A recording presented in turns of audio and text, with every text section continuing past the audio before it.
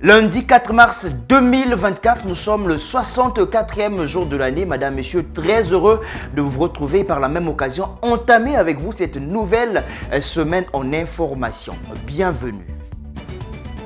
Les candidats députés provinciaux ayant introduit des requêtes en contestation des résultats provisoires des élections législatives provinciales de 2023 sont appelés à se rendre du lundi 4 au vendredi 8 mars 2024 dans la salle d'audience de la Cour d'appel de Kinshasa-Gombe à partir de 9h pour l'examen des contentieux de la dite élection.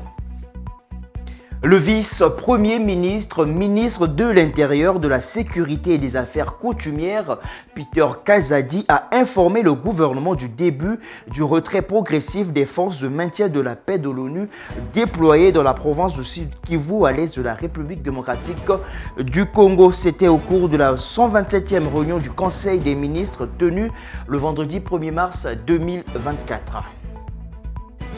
Sport à présent, la SV Club et le FC Les Aigles du Congo ont fait match nul, un but partout, le dimanche 3 mars 2024 dans le cadre de la première journée de la Ligue nationale de football dans sa phase de play-off. Ce match nul permet à Maniema Union de garder la tête du classement avec 3 points plus 2.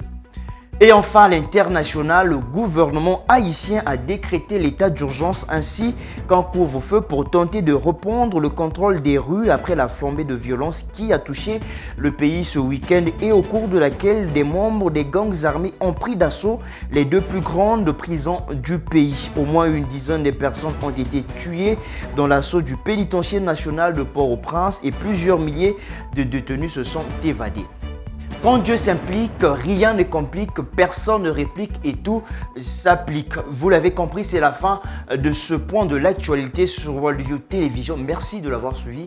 Bon début de semaine à toutes et à tous.